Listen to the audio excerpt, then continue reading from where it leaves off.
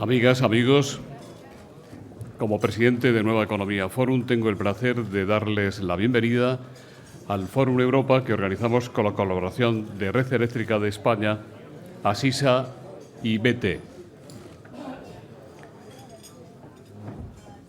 Hoy tenemos el placer de recibir como ponente de esta tribuna, por segunda vez, a don Pablo Iglesias, secretario general de Podemos y candidato a la presidencia del Gobierno de España.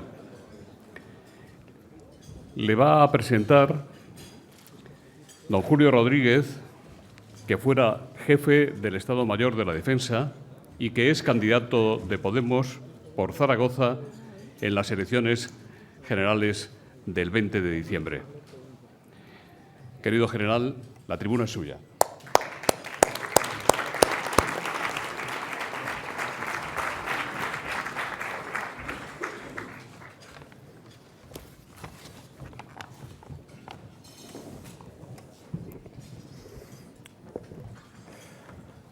Pues muy buenos días a todos. Muchas gracias al Foro Economía por esta invitación. Y la verdad que hoy yo no quiero sorprender de nuevo a nadie, pero es un placer y un lujo para mí el presentar a Pablo Iglesias Turrión, el Pablo Iglesias del siglo XXI. Tiene 37 años, la misma edad que mi hija mayor, y por eso nunca me voy a olvidar de la suya. Y también porque los dos tienen la edad de la Constitución, 37 años. Pablo Iglesias, criado en Vallecas, estudió en el Instituto Juana de Castilla, en Moratalaz, y se licenció en Derecho y Ciencia Política con premio extraordinario en la Universidad Complutense de Madrid. En el mes de enero de 2014 presentó el movimiento Podemos para acudir a las elecciones europeas del 25 de mayo, donde logró 5 escaños. La primera sorpresa que dio Pablo y su formación gracias a más de 1.200.000 votos recibidos tras solo 4 meses de actividad política. En noviembre de 2014 fue elegido secretario general de Podemos y hoy, 19 de noviembre de 2015, en vísperas de unas elecciones cruciales para España, estamos aquí, en el RIZ, en los desayunos que patrocina el Foro Nueva Economía y tras haber pasado hace una semana por el Casino de Madrid, donde fue convocado al Foro ABC. ¿Qué es lo que ha pasado en este corto espacio de tiempo para que hoy nos encontremos aquí? Pues que Pablo Iglesias es ya un firme candidato a la presidencia del Gobierno, que Pablo Iglesias está demostrando sus cualidades de liderazgo y una altura de Estado que no se ve en otros escenarios. Soy consciente de que ya he pasado, por si no se han percatado ustedes, de los datos a la opinión. Sí, a una opinión, a la mía. Una opinión vinculada a una decisión, la mía, según algunos sorprendente, y que, como he repetido durante los últimos días, ha estado basada en el estudio, en el análisis y en la reflexión. Sí, en la reflexión. Eso que a veces echamos tanto en falta. Así que hoy estamos aquí, como decía antes, 37 años después del nacimiento de Pablo, 37 años después de haber sido aprobada la Constitución, presentando a un líder que ha hecho que la gente recupere la ilusión por la política, algo que le tendrán que agradecer el resto de los partidos, y que está dispuesto a profundizar en la democratización de nuestro país, en la democratización de España.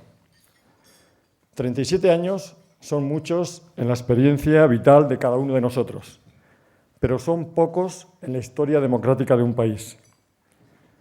Pero lo que también está claro es que no podemos permitirnos el esperar otros 40 años más para introducir más sensatez, más sentido común y más democracia. Y sobre todo, para que nos devuelvan algo que, como no salgamos de esa situación anestesiada a la que hemos llegado, ya sea por nosotros mismos o porque se nos ha conducido, no vamos a recuperar nunca.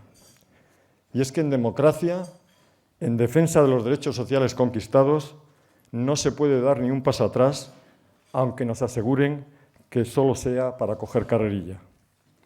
Lo que ha hecho Pablo Iglesias y Podemos es mostrarnos dónde está la vacuna que necesitamos para defendernos de las enfermedades que quieren debilitar y devaluar a la democracia.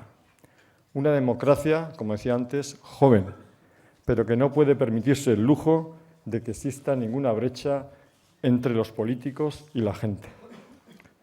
Decía Ortega que cada época tenía su misión, su tarea, y la nuestra es una época marcada por las transformaciones tecnológicas que han convertido al mundo en una verdadera aldea global, transformaciones medioambientales que nos han colocado frente al desafío del cambio climático y transformaciones económicas y políticas por el fracaso de un modelo que ha estado a punto de conducirnos a la bancarrota mundial. Pues bien, esa transformación política que tanto necesitamos en España, ese cambio es el que lidera Pablo Iglesias. Hemos atendido hasta ahora a discursos políticos llenos de promesas. Promesas que eran como ese objeto que describía maravillosamente el escritor alemán Lichtenberg en uno de sus aforismos: un cuchillo sin hoja al que le falta el mango. ¿Y qué objeto es ese? Pues un objeto maravillosamente descrito, pero que solo existe en las palabras, en algo que no se puede mostrar. Pero, por favor, tampoco saquen filo a mis palabras, porque no les estoy hablando de ningún objeto punzante. Lo que ha denunciado Podemos, lo que ha denunciado Pablo, es que la gente ya no quiere maravillosos discursos llenos de nada, llenos de promesas que no se cumplen, que se queden en las palabras. Hablamos en Podemos de promesas, sí, pero garantizadas. Hablamos, por ejemplo, de 5 garantías constitucionales, como son la reforma de la ley electoral, la reforma de la justicia, garantizar constitucionalmente la educación, la sanidad y los derechos sociales, prohibir las puertas giratorias, garantizar que la cuestión territorial se resuelve a través de cauces democráticos. Estas y otras muchas cuestiones se las va a explicar ahora a ustedes Pablo Iglesias, porque él es muy consciente de que la gente ya no quiere maravillosos cuchillos sin hoja y a los que encima les falta el mango. Pablo, el piso es tuyo, the floor is yours.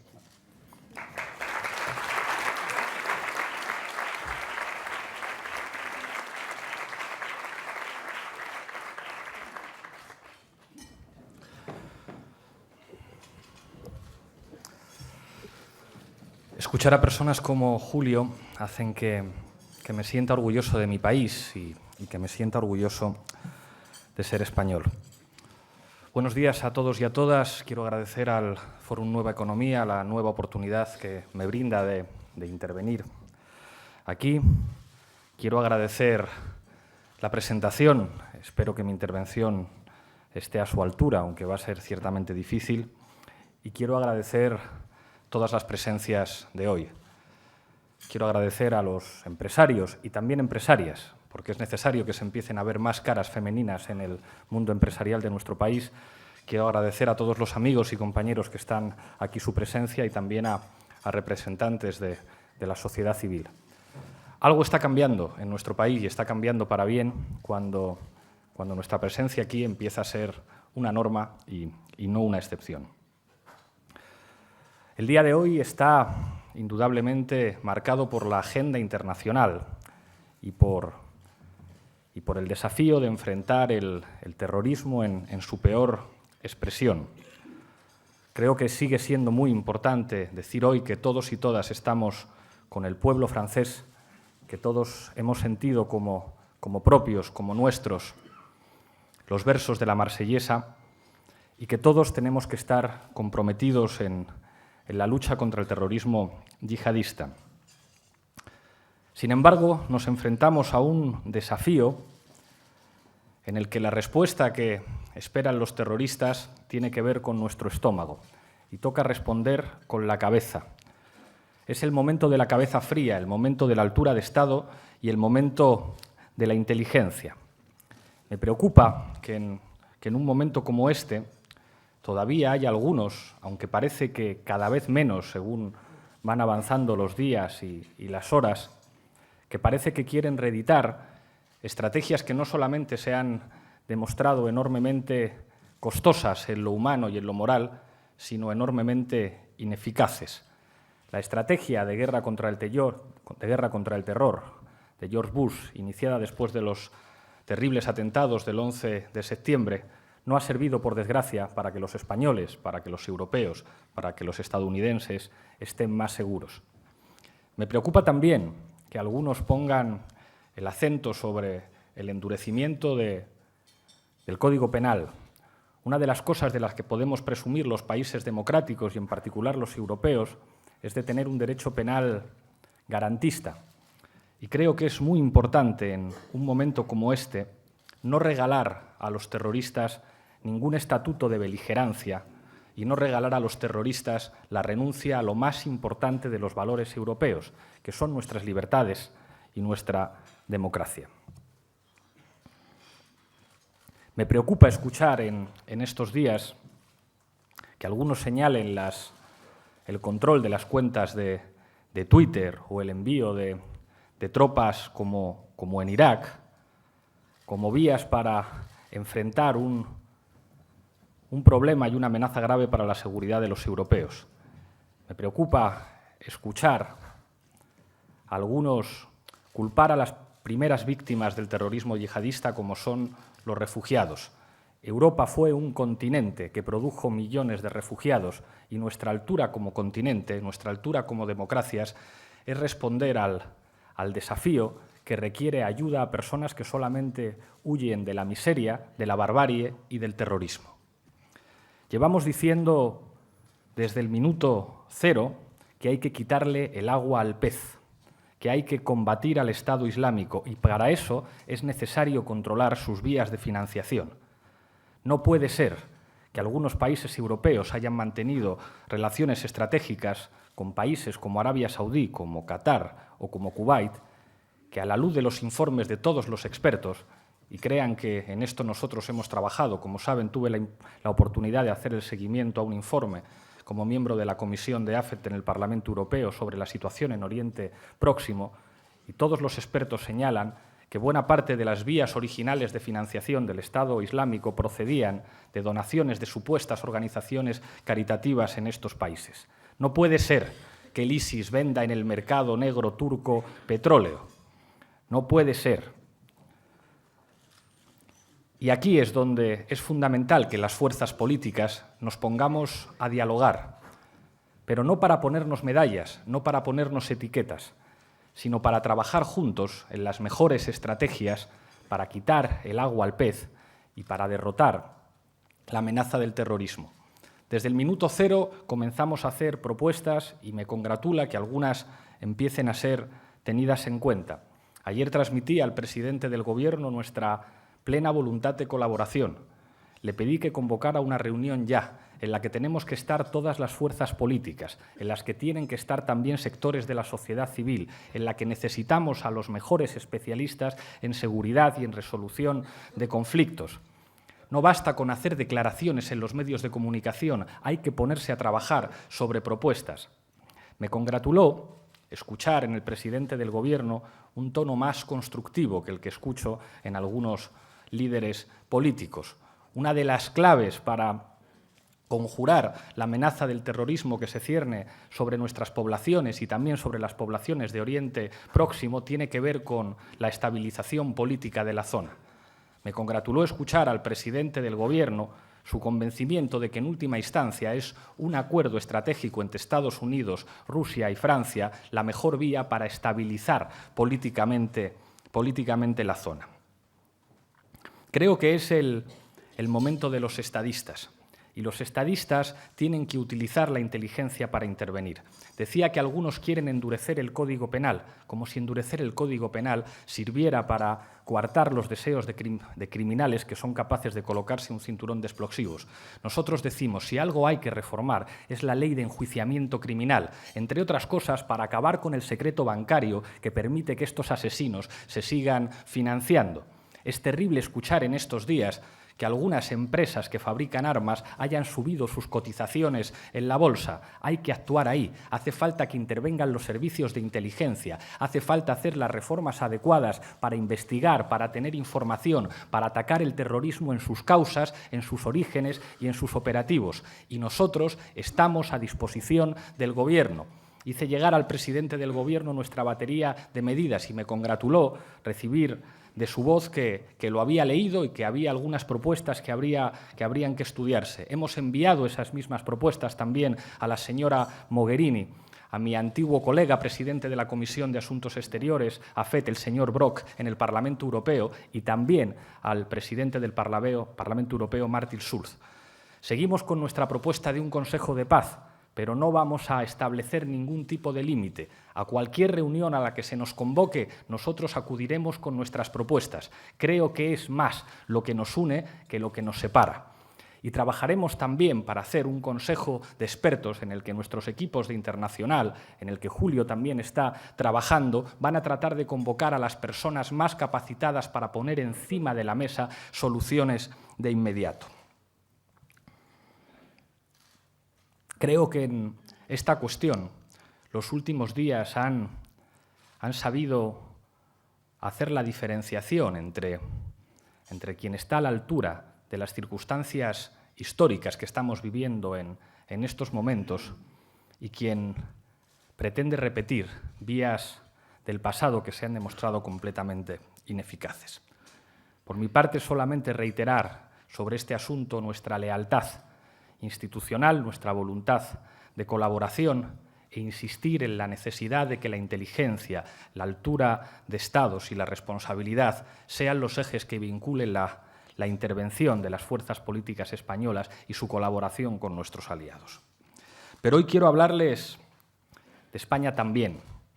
Estamos a poco menos de un mes de unas elecciones generales.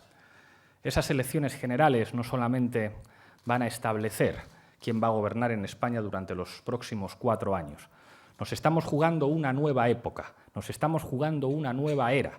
Nosotros pensamos que España está viviendo una nueva transición en la que después de estas elecciones será necesario reconstruir buena parte de los consensos que fueron rotos y replantear el proyecto de país que queremos. Nosotros decimos que queremos un país que no deje a nadie atrás. Pensamos que la crisis económica y política que vive en nuestro país se ha traducido en que muchos ciudadanos de nuestro país han dejado de contar y a nosotros no nos sobra nadie en nuestro proyecto de país, en nuestro proyecto de España. Nos estamos jugando un cambio de época, nos estamos jugando los derechos sociales de nuestros hijos y de nuestros nietos y, de nuevo, es el momento de la altura histórica. A veces el enfrentamiento partidista se queda extremadamente estrecho si de lo que se trata es de comprender los desafíos a los que nos estamos enfrentando. Estamos orgullosos de nuestros padres y abuelos. Tengo efectivamente 37 años, como la hija de Julio. La Constitución de 1978 y la transición española aportaron muchas cosas. Aportaron una serie de consensos que sirvieron para que nuestro país caminara durante muchos años. En los últimos 37 años nuestro país avanzó en muchas materias. En nuestro país se produjo una extensión de los derechos sociales y una extensión de los derechos civiles y políticos. Nuestros padres y nuestros abuelos fueron capaces de armar un consenso que con sus defectos, que con sus límites, que con sus dificultades, hizo que de alguna forma tuviéramos un país mejor.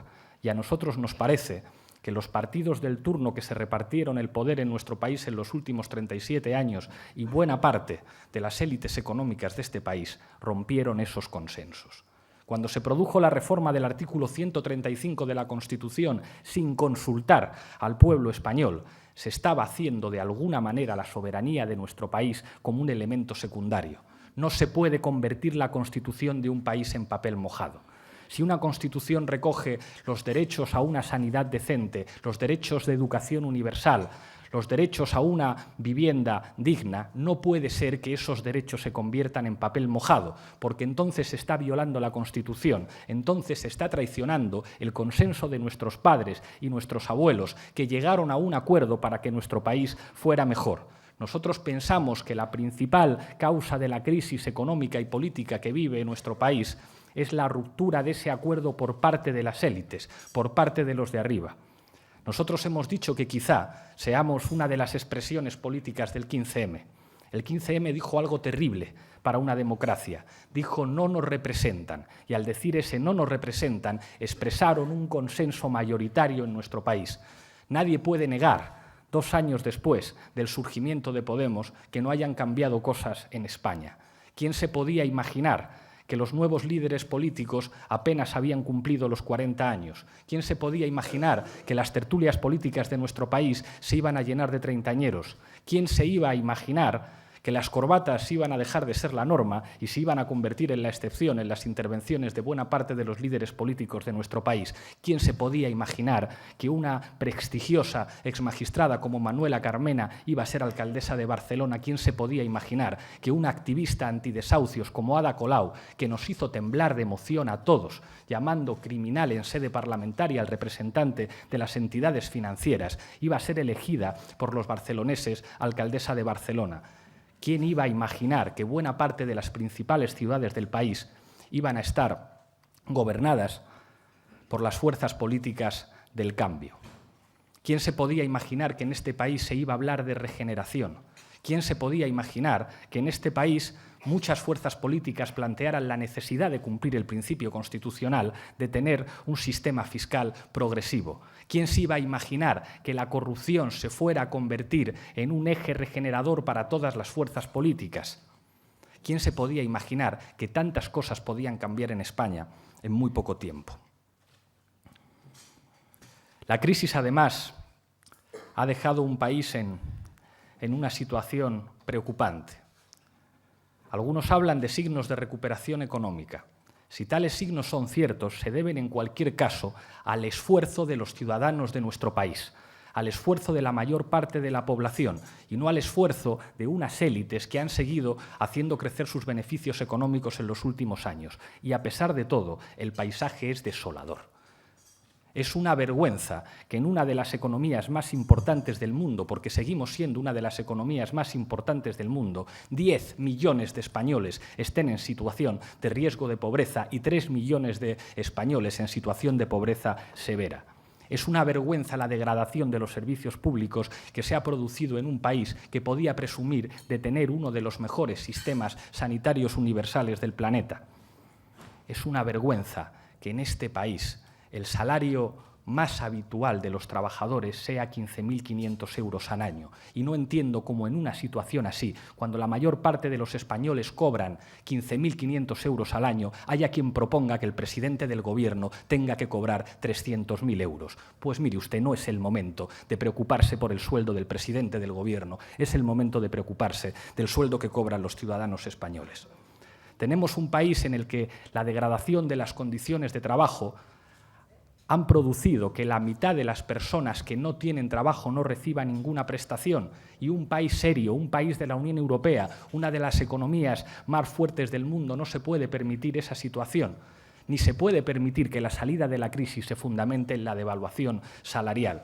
Ha sido la Comisión Europea quien ha dicho que el salario mínimo interprofesional español no asegura las condiciones de dignidad. No aspiramos a un futuro utópico, pero sí a un país en el que las instituciones internacionales se refieran como un país en el que todos los ciudadanos tienen el acceso a las condiciones mínimas y dignas de existencia. Nuestro país tiene un problema territorial. Ya nadie duda, sea de izquierdas, de derechas o de centro, que el modelo de café para todos, que quizá en su momento histórico pudo implicar avances, no sirve más. Y esto no se soluciona trasladando el Senado a Barcelona, esto se soluciona democráticamente. En los países democráticos, los problemas políticos se solucionan democráticamente. Nosotros no traemos propuestas, porque sabemos que en campaña electoral sobran las propuestas. Y a veces las propuestas se parecen mucho. Por eso nosotros hemos decidido plantear garantías. 5 garantías que tienen que estar recogidas en nuestra Constitución. 5 garantías para un proyecto de país nuevo. Nosotros vamos a decir a la gente, queremos un nuevo país contigo. No puede volver a haber una España sin su gente. No puede volver a haber una España que no escuche a quien representa la fuerza de España, que son sus ciudadanos y sus gentes. Lo dijimos hace año y medio y hoy algunos nos copian. Nuestra patria es la gente de nuestro país. 5 garantías. La primera, hay que cumplir lo que dice la Constitución cuando se refiere a que el sistema electoral tiene que ser proporcional. Y eso lo piensa ya una mayoría de ciudadanos. El voto de cualquier español, viva donde viva, tiene que tender a valer lo mismo. Esto ya es un consenso en la sociedad, llevémoslo a la Constitución. En segundo lugar, es necesaria una reforma de la justicia. En este país hemos tenido que ver cómo magistrados que habían cobrado por intervenir en fundaciones del Partido Popular eran los encargados de juzgar a los acusados por casos de corrupción en este partido. Esto es una burla a la democracia. En una democracia, la separación de poderes y la independencia judicial es una cuestión que está en el fundamento de que esa democracia funcione. Y esto lo piensa cualquier ciudadano, independientemente de la etiqueta ideológica con la que se identifique. Pues bien, si todos tenemos claro esto, garanticémoslo en la Constitución. En tercer lugar, todo el mundo habla contra la corrupción. Todo el mundo dice que hay manzanas podridas en todas partes. Nosotros decimos que hay formas de corrupción ilegal, pero que también hay formas de corrupción legal. Nosotros apostamos por el desarrollo del tejido empresarial de nuestro país, pero tiene que haber una independencia de los políticos respecto a ese gran desarrollo del tejido empresarial. Lo pondré en un ejemplo. No puede ser que la señora Trinidad Jiménez se siente en la silla que ha dejado el señor Rodrigo Rato en el Consejo de Administración de Telefónica. Esto no solamente hace a las empresas menos eficaces, sino que traiciona uno de los principios fundamentales de la democracia, y es que los cargos públicos representan a los ciudadanos. No puede ser que algunos hagan una inversión pagando sueldos de escándalo a exministros o a expresidentes para que se sienten en estos consejos de administración. El otro día hablábamos de cambio en el modelo energético. ¿Quién en España está a favor de que continúen las nucleares? Las nucleares no solamente son un peligro para la salud pública, se han demostrado más caras, más costosas, menos eficientes que las energías renovables. Y nuestros especialistas en la materia decían, el problema, en última instancia, es que hay empresas con enormes intereses económicos en cuyos consejos de administración se sientan políticos procedentes del Partido Popular y del Partido Socialista. Entonces, claro que no puede ser. Entonces, claro que es muy difícil tener un modelo energético no solamente sostenible medioambientalmente, sino más eficaz económicamente. Hay algo que yo he aprendido de los liberales, y es la importancia que dan a la independencia y a la eficacia. Hay que acabar con los oligopolios, hay que cambiar que los únicos que puedan hacer buenos negocios en este país sean los que tienen amigos en el poder político. En este país no se ha apoyado suficientemente a los emprendedores. En este país hay grandes ideas, pero mientras sigamos en un modelo en el que los contactos por teléfono, en el que las cenas, en el que los encuentros en los palcos de los campos de fútbol sirvan para hacer negocios en lugar de la inteligencia. En este país hay grandes cabezas para hacer negocios y nosotros queremos apoyarles, y para eso es fundamental que esas puertas giratorias que comunican consejos de ministros y consejos de administración desaparezcan de una vez, y eso tiene que estar en la Constitución española. En cuarto lugar, los problemas territoriales de nuestro país se resuelven con democracia. Me van a permitir una nota de humor. Anoche fui al estreno de 8 apellidos catalanes, de Emilio Martínez Lázaro. Me gustó mucho y Carra Elejalde, impresionante en su papel.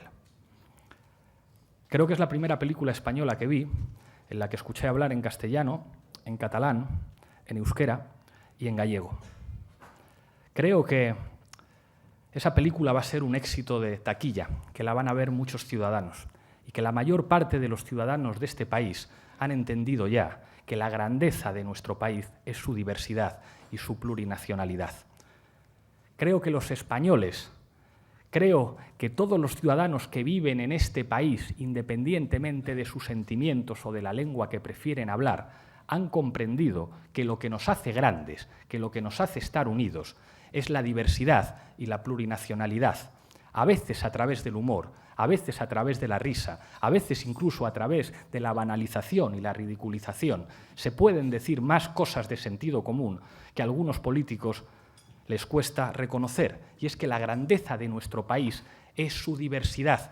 Somos un país diverso. A algunos les gustaría que nos pareciéramos a otros países como Francia, en el que los jacobinos pudieron llevar a cabo una serie de reformas y de transformaciones. Pues nuestro país es diferente y a mí me gusta mi país como es. Yo no quiero que mi país se parezca a otros países. Me gusta España en su diversidad. Me gusta reconocer que España es un país de países en el que se hablan diferentes lenguas y en el que además podemos bromear, en el que además podemos contar chistes sobre eso. Parecía imposible que en España los madrileños y los barceloneses se abrazaran. Y yo he visto aquí, en esta ciudad, el día 25 de mayo, cuando Manuela Carmena fue elegida alcaldesa, a decenas de miles de madrileños aplaudir que Ada Colau fuera elegida alcaldesa de Barcelona. Y vi a decenas de miles de catalanes, de barceloneses, aplaudir que Manuela Carmena fuera elegida alcaldesa de Madrid. Nosotros hemos demostrado que se puede. Nosotros hemos demostrado que Madrid puede abrazar a Barcelona y que Barcelona puede abrazar a Madrid. Cuando decimos somos la única fuerza política capaz de garantizar la unidad de nuestro país, esto es así porque entendemos su diversidad.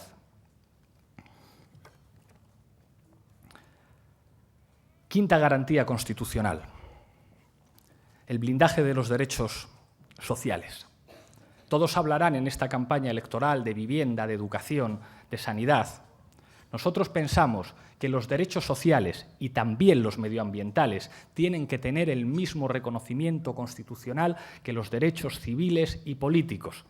La Constitución no puede ser un papel del que se burlen diariamente los gobiernos. La Constitución tiene que ser un mandato, porque una Constitución es un contrato entre todas las gentes diversas. Ya voy terminando. Entre todas las gentes diversas que componen un país. Creo que estamos viviendo, lo decía antes, una nueva transición. Y hay elementos de la última que nos deberían servir para entender cómo caminar. En aquella transición se hablaba del búnker, del inmovilismo, de los que no querían cambiar, de los que seguían apostando por fórmulas viejas.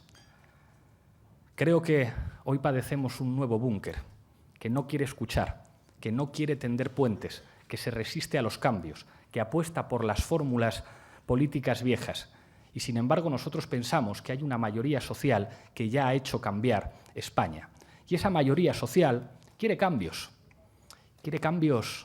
sin ira, como decían en la transición.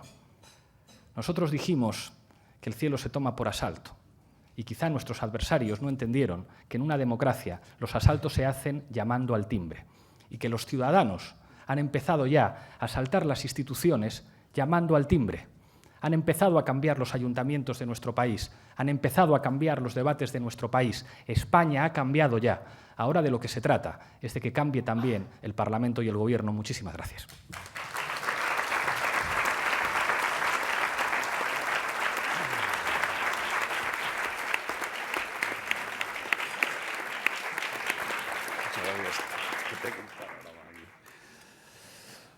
Bueno, ya ve el panorama que tengo aquí, por eso le he mandado la nota. Luego que me disculpe.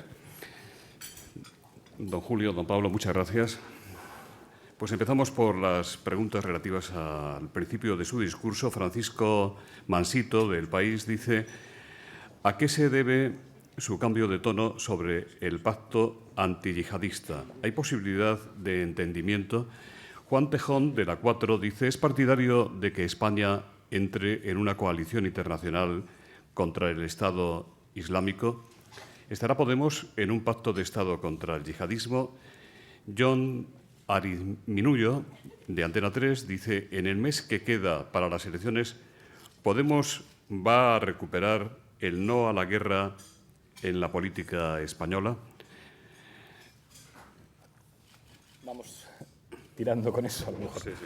Que son bastantes. Creo que Francisco Mansito debe ser Francesco Maneto del País, salvo que hayan cambiado al compañero que nos sigue. Creo que no hemos cambiado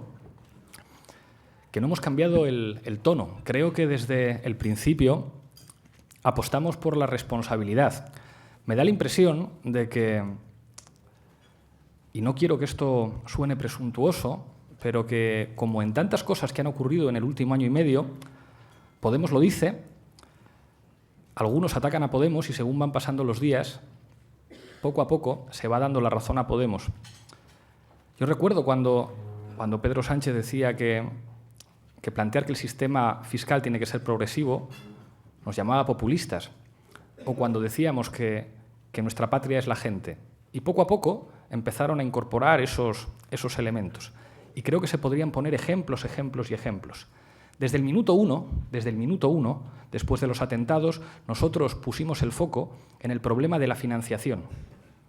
Muy poquitas horas después de los atentados, Julio Rodríguez publicaba un artículo en El País, y como bien saben ustedes, quizá yo no sea un especialista en cuestiones de estrategia y de defensa, pero él sí, y señalaba, hay que cambiar el enfoque. La guerra contra el terror no se reveló eficaz. Y según han ido pasando los días, creo que otros actores políticos que quizá llevados por el estómago respondieron con fórmulas viejas, se han dado cuenta que lo fundamental es efectivamente la coordinación de los servicios de inteligencia y quitarle el agua al pez, acabar con las vías de financiación del Estado Islámico. Creo que a lo largo de los próximos días, los que decían que había que endurecer el Código Penal van a reconocer que la clave es actuar con una reforma de la Ley de Enjuiciamiento Criminal, que entre otras cosas acabe con el secreto bancario para que podamos investigar de dónde sale el dinero. Se lo explicaré con una anécdota cinéfila. Hablaba con Mario Armero, antes de entrar aquí, que es muy aficionado a las series, le gusta mucho The Wire. Hay un personaje en The Wire que dice, para entender la clave de un crimen, sigan ustedes el rastro del dinero. Nosotros lo dijimos desde el principio. Creo que cada vez hay más actores políticos que han comprendido que esa es la clave de lo que tenemos que hacer.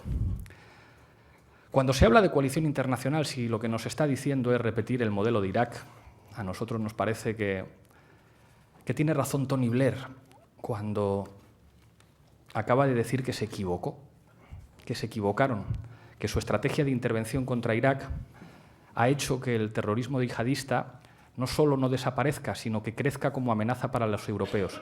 Lo ha dicho uno de los que posaron en la foto de las Azores, que nos equivocamos.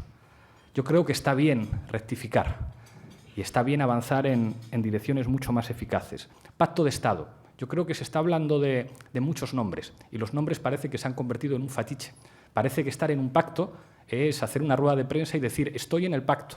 Nosotros lo que le estamos diciendo al presidente del Gobierno es convoque una reunión ya. No ha habido ni una sola reunión. Esto no se soluciona con ruedas de prensa.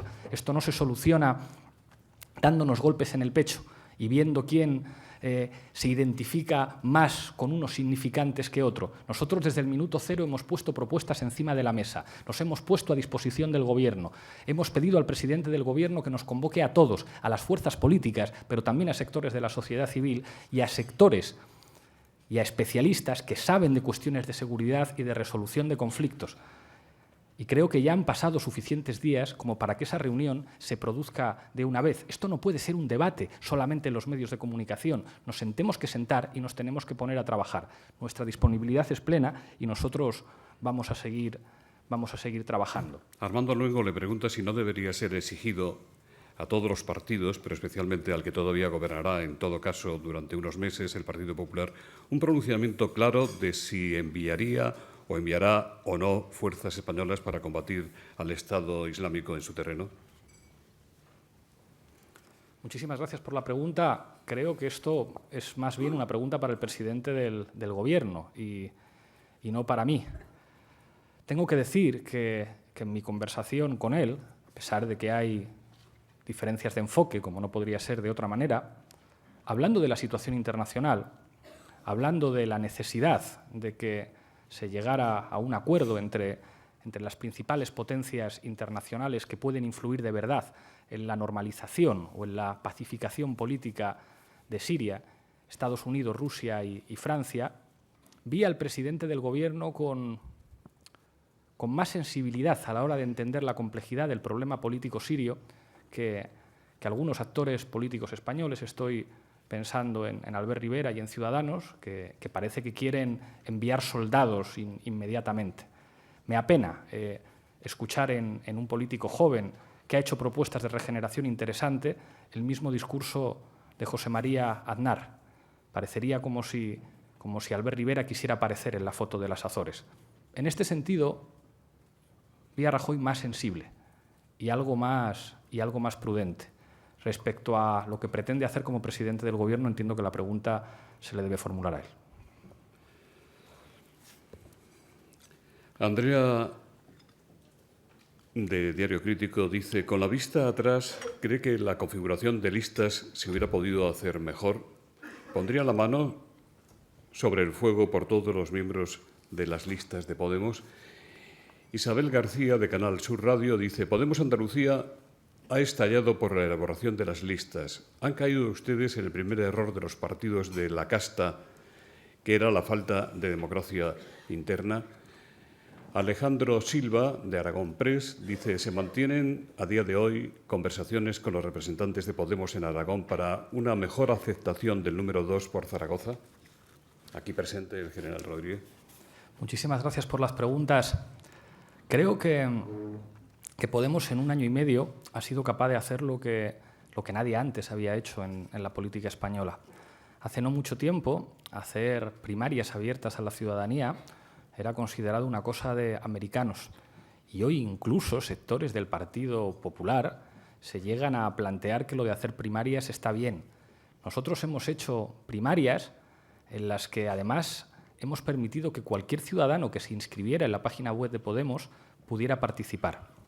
En lo que se refiere a nuestra política de alianzas y nuestra política de incorporaciones de figuras notables de la sociedad civil que podían tener dificultades para participar por razones profesionales en esas primarias, hicimos algo que nunca ha hecho una fuerza política en España, que es someter a referéndum su política de alianzas y su política de incorporaciones.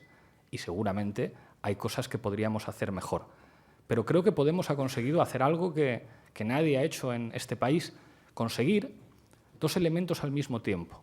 Por una parte, tener unas listas electorales que van a representar a los ciudadanos, al conjunto de los ciudadanos españoles en el Congreso de los Diputados, en la que están los mejores, en la que contamos con uno de los generales con una hoja de servicios más prestigiosa de nuestro país, con una magistrada en excedencia que fue portavoz de Jueces para la Democracia como Victoria Rosell, en la que nos hemos planteado en serio, por primera vez en este país, que una mujer de etnia gitana vaya a ser diputada en el Parlamento español.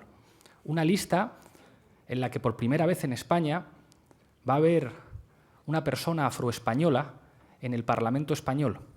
Hemos conseguido que un profesional que viene de trabajar en la Guardia Civil esté también en nuestras listas electorales. Hemos conseguido que una actriz que no solamente ha demostrado su maestría como profesional de las artes, sino su compromiso, vaya a estar en el Parlamento español.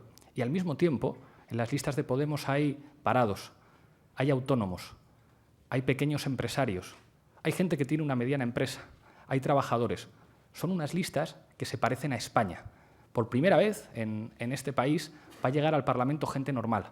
Eso ya ha ocurrido en los parlamentos autonómicos, que de repente la llegada de la gente de Podemos hace que esas asambleas autonómicas se parezcan más a nuestro país. Antes se veía a la clase política pues como eso, como una clase aislada en una burbuja de cristal, con sueldos diferentes, en general mucho mejores que el del resto de los ciudadanos, y profesionales de la política que podían estar 20 o 30 años dedicándose profesionalmente a eso. Nosotros podremos hacer cosas mejor, seguro que podremos hacer cosas mejor, pero creo que podemos estar notablemente satisfechos de los avances y que nuestras listas en ese sentido representan que en política la gente normal y la gente más preparada puede llegar a las instituciones y a gobernar.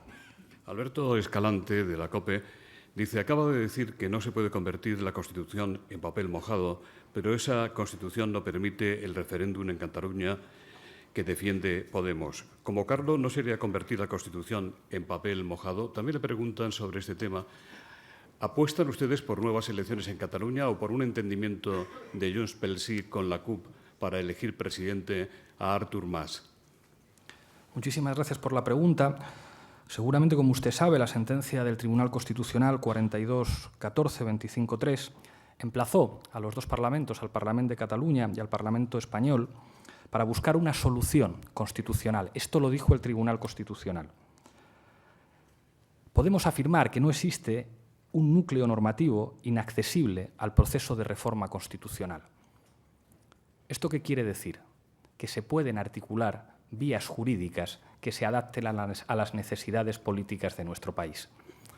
Los defensores del inmovilismo, los defensores del búnker, los que no tuvieron ningún problema en cambiar el artículo 135 de la Constitución sin consultar a los ciudadanos, ahora dicen que nada se puede cambiar, que la democracia se tiene que someter a las leyes. Una lección muy sencilla de ciencia política. En democracia, lo que se tiene que someter a la democracia es la ley. La ley expresa la voluntad política democrática. Y nosotros pensamos lo que piensa ya la mayoría de la gente en Cataluña y la mayoría de la gente en España. Incluso en privado, algunos dirigentes de otros partidos políticos reconocen que, en última instancia, la única solución para Cataluña es que los catalanes y las catalanas voten. Y respecto a lo que está pasando ahora, nosotros llevamos diciéndolo mucho tiempo.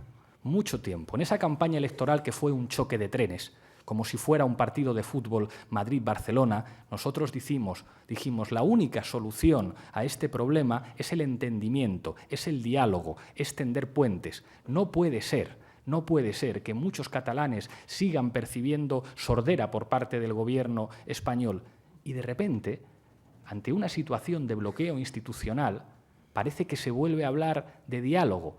Parece que se ha producido una situación en el Parlamento que revela lo que nosotros llevamos diciendo varios meses, y es que todos los actores políticos se tienen que sentar a dialogar. Eso va a implicar una serie de consensos que ya están, y es que no puede haber acuerdos con corruptos. Los acuerdos tienen que ser entre ciudadanos por la defensa de los derechos de los ciudadanos, pero que en lo que se refiere a Cataluña, la única solución, más tarde o más temprano, es una solución democrática, yo creo que es algo que incluso saben los que no se atreven a reconocerlo públicamente. Y nosotros pensamos que con altura de Estado y con responsabilidad se puede dar un encaje constitucional a esa nación que se llama Cataluña dentro de España. Nosotros hemos dicho que si alguien ha hecho crecer el independentismo en Cataluña es el Partido Popular. Las encuestas señalan que hasta el 42% de las personas que se declaran independentistas en Cataluña se declaran independentistas precisamente como consecuencia de la acción del Partido Popular en el Gobierno de España. Si alguien ha puesto la unidad nacional en riesgo, si alguien ha contribuido a romper este país, ha sido el Partido Popular. Si nosotros decimos que somos la única fuerza política capaz de garantizar la unidad, es porque entendemos España en su diversidad, en su plurinacionalidad. Insisto, vuelvo con la broma. Vean la película de Emilio Martínez Lázaro. Hay cosas que los ciudadanos ya han entendido perfectamente. Ojalá la entiendan también todos los políticos. Luis Centeno dice, ahora Albert Rivera dice que el presidente no tiene por qué ser el candidato más votado. ¿Está usted de acuerdo? ¿Cree usted que es un mensaje a Rajoy o es un aviso a Pedro Sánchez? ¿Usted se ve de presidente con el apoyo del PSOE, aunque los socialistas obtengan más votos que ustedes? ¿No cree que Sánchez se sentiría personalmente más confortable con Rivera que con usted? Y la última pregunta sobre este tema. ¿Harán presidente ustedes a Pedro Sánchez si la aritmética parlamentaria lo permite? ¿En ese caso entrarían en el Gobierno o plantearían su apoyo desde fuera? Gracias por las preguntas. España es un sistema parlamentario, no presidencial. Siento ponerme tan profesor de ciencias políticas, pero es que hay algunas preguntas que se responden así. Nosotros no estaríamos en contra a priori de que España fuera un sistema presidencialista, en el que los ciudadanos votaran directamente por qué presidente quieren, y en ese caso no hay ninguna duda. Pero España es un sistema parlamentario, y eso quiere decir que es presidente el que logra más apoyos parlamentarios. Y eso es absolutamente legítimo en términos democráticos. Respecto a las combinaciones, y en particular en lo que se refiere al Partido Socialista, digo lo que he dicho muchas veces. Creo que a priori Pedro Sánchez prefiere entenderse con Ciudadanos e incluso con el Partido Popular, como ha venido ocurriendo. La única manera que hace viable que nosotros nos entendamos con el PSOE ya la hemos visto. la hemos visto en Madrid y la hemos visto en Cádiz, que nosotros estemos por encima. Porque si nosotros no estamos por encima del Partido Socialista, nosotros ya sabemos lo que el Partido Socialista va a hacer. Y esto lo piensan además muchos socialistas. No solo es que muchos socialistas, precisamente para ser coherentes consigo mismo, vayan a votar Podemos, es que incluso algunos que van a votar al Partido Socialista prefieren que Podemos esté más fuerte, porque así saben que su partido va a hacer lo que ellos quieren, porque la mayor parte de los socialistas en Madrid querían que fuera alcaldesa Manuela Carmena. Para que eso fuera posible, y recuerden ustedes el tono de los debates en el ayuntamiento, era necesario que las fuerzas del cambio estuvieran por encima. Entonces nosotros trabajamos en búsqueda de ganar. Es verdad que siempre se hacen las preguntas, pero bueno, ¿qué va a ocurrir el día después? Esto es como si le preguntan a Rafa Benítez antes de la final de la Champions qué va a hacer el lunes en función del resultado. Y dirá, yo ahora solamente estoy pensando en ganar el partido y a preparar la mejor estrategia y los mejores movimientos para ganar el partido. Después ya veré lo que hago. Nosotros estamos en esa lógica, solamente pensamos en ganar y después, en función de lo que digan los ciudadanos, veremos. Pero creo que en este país ha quedado una cosa clara. Para que Podemos se pueda entender con el Partido Socialista, Podemos tiene que estar por encima del Partido Socialista. Segundo Sanz le pregunta, desde Voz Populi, si consultaría las bases antes de un principio de acuerdo con Pedro Sánchez para la formación de gobierno. Muchísimas gracias por la pregunta. En Podemos no tenemos ningún problema con consultar no solamente a las bases, sino a cualquier ciudadano que se quiera inscribir y participar en ese proceso de Podemos. De hecho, en este año lo hemos hecho en innumerables ocasiones, hasta el punto de que algunos compañeros a veces nos decían estamos un poco cansados de tener que votar todas las semanas. Pero cualquier decisión que sea importante, cualquier decisión que sea fundamental, nosotros, por supuesto, valoraremos la posibilidad de aplicar el mecanismo del referéndum que forma parte de nuestro ADN político. Fermín González le pregunta si cree usted que el Gobierno está influyendo para que los medios les apaguen a usted y a Rivera, y quizás más a usted que a Rivera, o al revés. ¿Está de acuerdo con los informes del Instituto Internacional de Prensa y de New York Times que señalan una gran pérdida de independencia de los grandes periódicos españoles que habrían sucumbido a las presiones del Gobierno de Rajoy? Indudablemente en este país hemos visto cosas terribles. Hemos visto cómo al presentador de un programa matinal de debate político era fulminado y a todas luces por una intervención del Gobierno y, según dicen algunos, también del Partido Socialista. Eso no se puede consentir. Nosotros queremos apostar porque las instituciones públicas estén para garantizar que ningún gobierno, que ningún responsable político puede llamar al dueño de un medio de comunicación para decirle a este me lo quitas o a este otro me lo pones. Creo que las cosas se pueden hacer mejor. Nosotros hemos asistido en este país a que en los medios de comunicación privados hay mucha más libertad de expresión que en los medios de comunicación pública, que por desgracia se han convertido en un instrumento de partido, de gobierno. Lo hemos visto con Telemadrid y lo hemos visto con Televisión Española. Nosotros apostamos por dos elementos. En primer lugar, los medios de comunicación público tienen que ser un paradigma de independencia. Los medios de comunicación públicos no pueden depender del partido que esté gobernando. Los medios de comunicación públicos tienen que ser un ejemplo de pluralidad y de rigurosidad informativa, porque la información es un derecho y los ciudadanos lo tienen que notar. Los ciudadanos no tienen que sentir esa vergüenza que produce sentir la evidencia de que en medios de comunicación que pagamos todos se está haciendo propaganda de la manera más obscena. Y eso, por desgracia, lo hemos visto en Telemadrid y en Televisión Española. Y respecto a los medios de comunicación privados, hay otra cosa que yo he aprendido de los liberales. La competencia es buena. El hecho de que haya una excesiva concentración de la propiedad hace que haya menos emprendedores que puedan participar en ese mercado de medios de comunicación. Cuantos más medios de comunicación privados haya, muchísimo mejor, porque en este caso la competencia favorece la calidad y la mejora del servicio. Arturo Delgado le pregunta qué le pidieron los empresarios en su reciente reunión con ellos, qué medidas o compromisos usted les comunicó, y también le preguntan si también se ha visto con los sindicatos y qué le han dicho.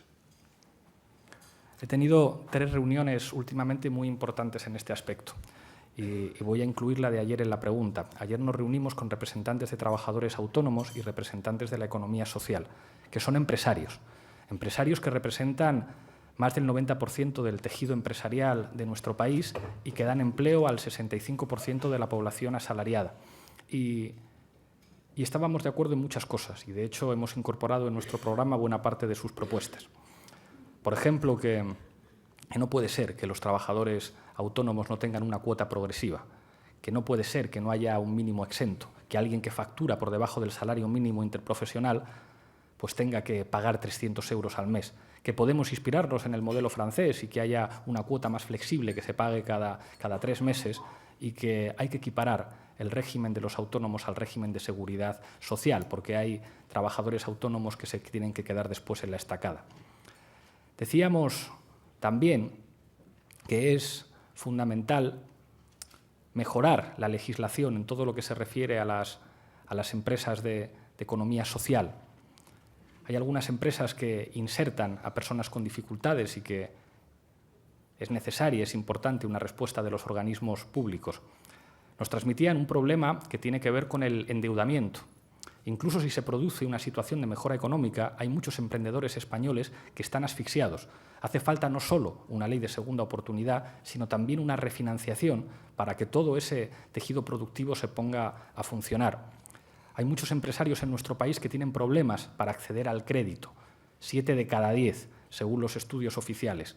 Es fundamental que el Instituto de Crédito Oficial se ponga a trabajar, es fundamental que exista una banca pública que asegure el crédito y es fundamental que haya un gobierno que a las entidades financieras que han sido rescatadas con dinero público les diga: ustedes no pueden dejar en la estacada a nuestros empresarios.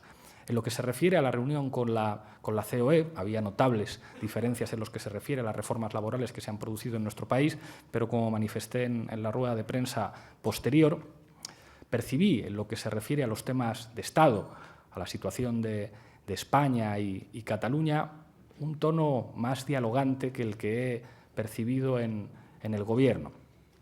Y evidentemente teníamos diferencias, pero creo que es importante que esa relación se normalice y que el diálogo sea el elemento que presida pues, una relación que entre quien aspira a ser presidente del Gobierno tiene que ser buena y de franca colaboración con los empresarios.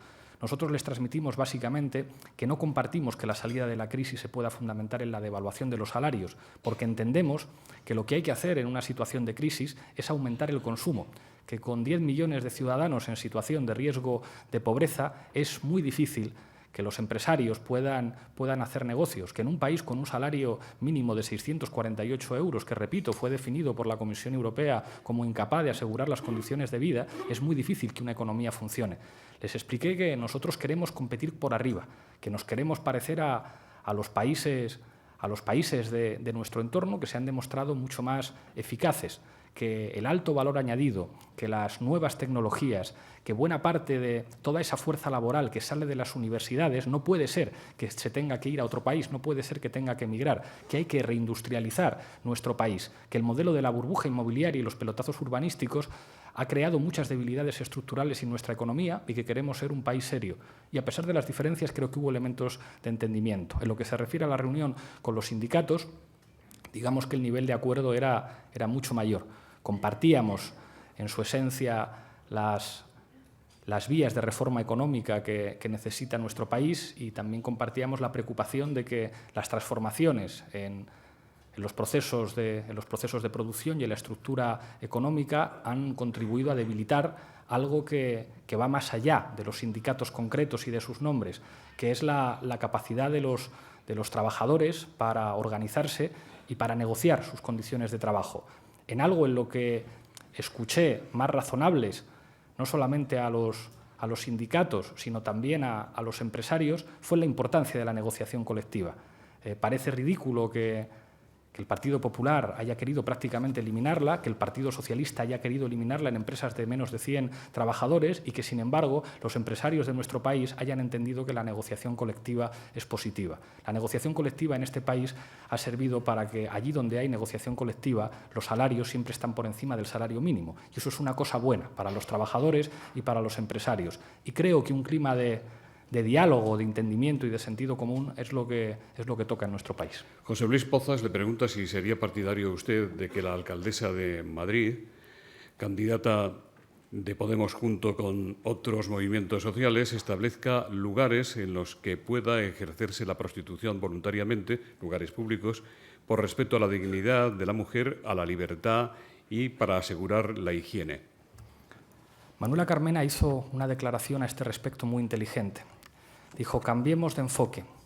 Quizá no haya que preguntarse por qué una mujer ejerce la prostitución, sino por qué hay tantos hombres que requieren los servicios de mujeres que se prostituyen. Perdone, ¿sabe usted que la alcaldesa de Barcelona, Ada Colau, ha anunciado esa medida? Creo que este enfoque que planteaba Manuela Carmena es el correcto. Creo que es un tema notablemente complejo en el que hay que ser muy cuidadosos con respecto a las medidas que se tomen. Y esas medidas tienen que primar por encima de cualquier cosa los derechos de la mujer y la protección de las mujeres. En este país tengo la impresión de que algunos partidarios de regular han puesto en primer lugar los intereses de los empresarios que hacen mucho dinero dedicándose a este tipo de actividades. Y creo que el enfoque fundamental es la protección de los derechos de las mujeres que se ven obligadas a prostituirse o que se prostituyen. Creo que tanto las medidas del Ayuntamiento de Barcelona, que no conozco en detalle, pero parten del análisis de que lo fundamental es proteger a las mujeres y asegurar que cualquier mujer que ejerce la prostitución pueda dejar de ejercerla en el momento en que lo desee.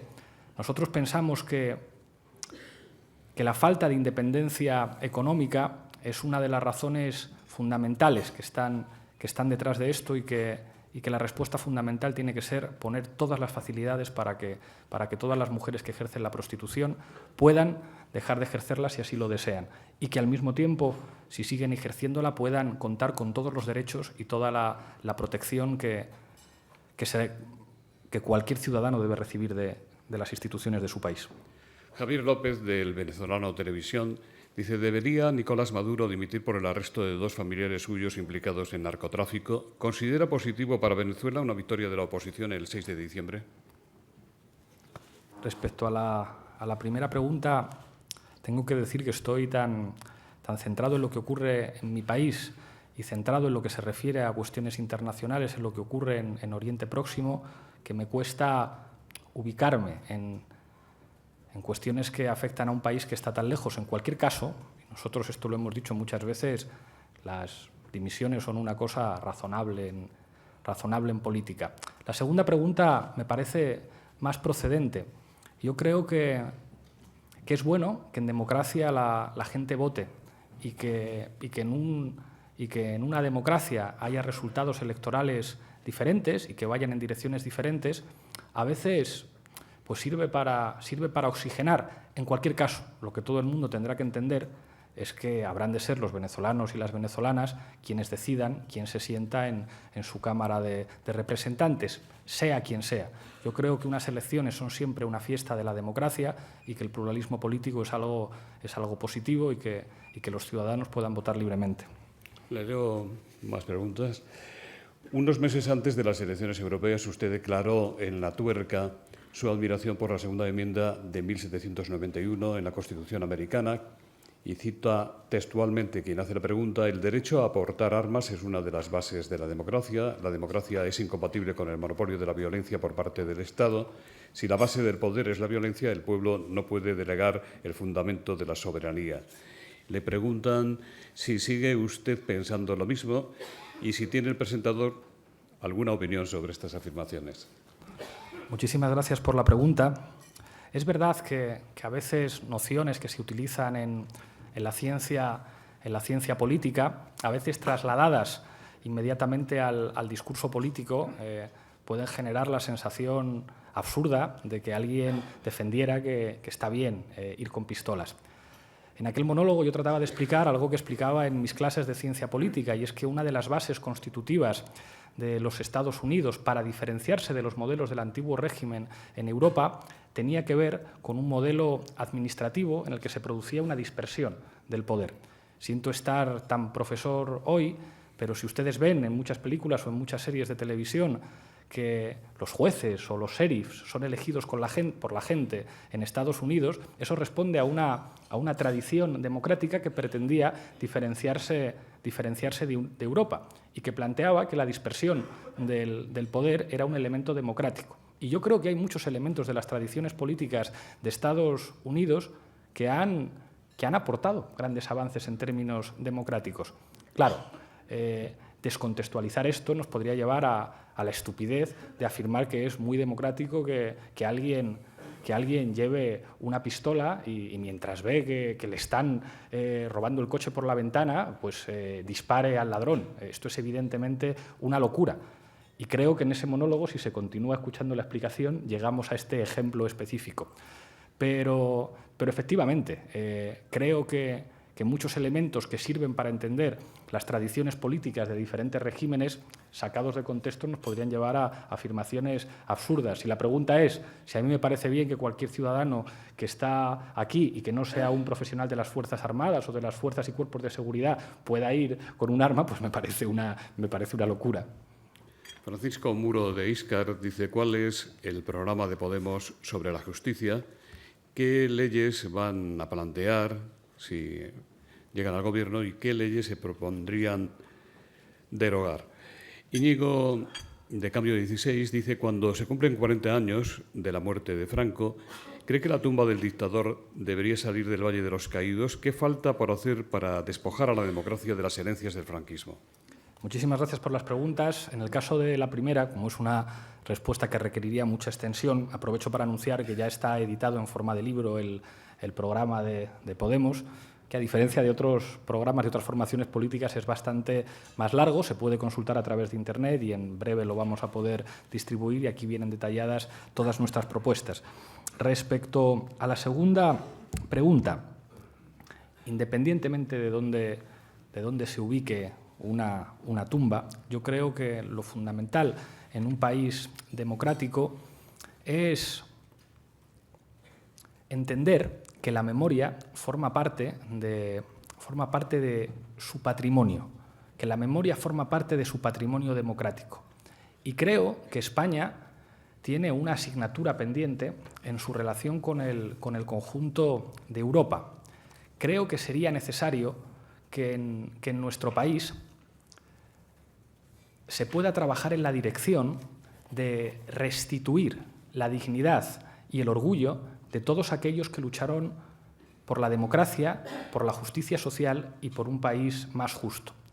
Creo que en este país hubo demasiados silencios y que en el siglo XXI es muy importante que esos silencios se terminen y que, al igual que en otros países europeos, podamos estar orgullosos de nuestros demócratas y nuestros luchadores por la libertad del siglo XX. Les pondré un ejemplo.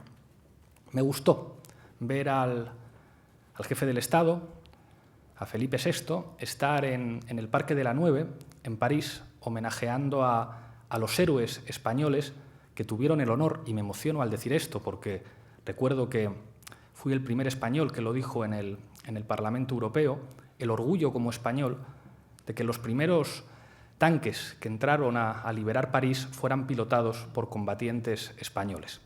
Está muy bien que el jefe del Estado hiciera ese reconocimiento en el Parque de la Nube en París.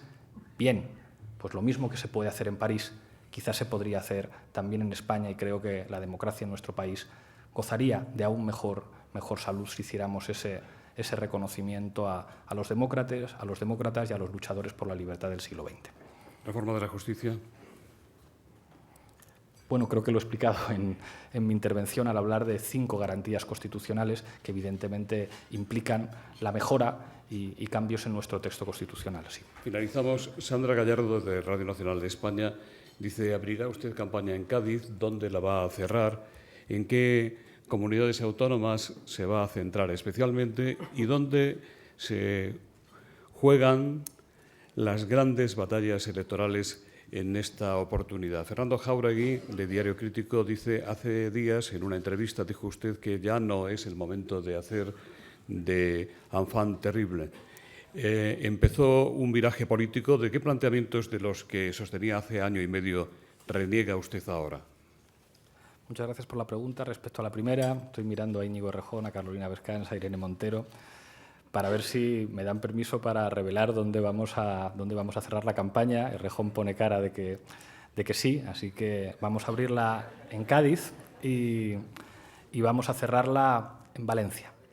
Nos parece que en este país no es habitual que ¿Por qué no en Madrid, como otros líderes? Pues porque estamos orgullosos de nuestro país y yo soy madrileño y pocos como yo quieren a Madrid, pero es que España no solamente es Madrid. España es muchos sitios y muchos sitios que son diversos. Y cerrar la campaña en un sitio como Valencia quiere ser un gesto para reconocer que la grandeza de nuestro país es la diversidad. Por supuesto, haremos muchos actos en Madrid también. Si abrimos en Cádiz es para decir que estamos orgullosos de esa ciudad liberal que fue una referencia de soberanía y una referencia del constitucionalismo democrático en nuestro país. Y si cerramos en Valencia es para decir, con nuestros aliados allí, será un placer estar con Mónica, estar con el alcalde de Valencia, con Joan Ribó, será un placer hacer campaña con Ada Colau, con nuestros compañeros gallegos, para decir allí que la grandeza de nuestro país es la diversidad y, ¿por qué no decirlo, en varias lenguas? Respecto a la pregunta de Jáuregui, es verdad que en este último año y medio pues nos hemos preparado para algo que no es cualquier cosa, que es formar gobierno en nuestro país. Y evidentemente no es lo mismo ser un modesto profesor de universidad y presentador de un pequeñísimo programa de televisión que aspirar a ser el presidente de tu país. Cuando aspiras a ser el presidente de tu país, tienes que garantizar y que asegurar una solvencia y una capacidad para formar gobierno en situaciones, para liderar un gobierno en situaciones que pueden ser difíciles, que evidentemente implica la mejora y la revisión de ciertas cosas, pero creo que eso es bueno. Creo que en los últimos meses se ha visto en Podemos nuestra capacidad para crecer, para madurar y para estar más preparados. Creo que lo estamos, creo que el país lo está pidiendo y asumimos el reto, y asumo el reto personalmente con mucha ilusión. No hay nada más importante a lo que uno pueda aspirar que a trabajar para los ciudadanos de su país siendo presidente. En realidad lo que nosotros estamos haciendo es una entrevista de trabajo con los ciudadanos españoles. Les estamos diciendo: nosotros queremos ser presidentes, queremos gobernar y tenemos que demostrar, y creo modestamente que lo estamos haciendo, que somos los mejor preparados para hacerlo. Por cierto, usted antes, y perdóneme esta última pregunta, usted ha mencionado a Benítez, al entrenador del Real Madrid, que se enfrenta a unas elecciones bastante comprometidas este fin de semana, el sábado próximo, frente al Barcelona. ¿Usted con quién va? Todo el mundo sabe que yo soy del Numancia y esto no es una manera de no mojarme. Pero creo que en este caso, en este partido, el Barça ya tiene muchos apoyos, así que... ¿Es el favorito para usted entonces? No sé si es el favorito, pero en este caso, en ese partido, yo voy con el Madrid. En nombre de Asisa Red Eléctrica de España y BT, Javier García, director en BT, despide el acto. Muchas gracias a Pablo Iglesias por haber venido hoy aquí. Creo que ya es indudable que ha cambiado el panorama político en España en muy poco tiempo. Le deseo mucha suerte en las elecciones y también darle la bienvenida a la normalidad. Muchas gracias.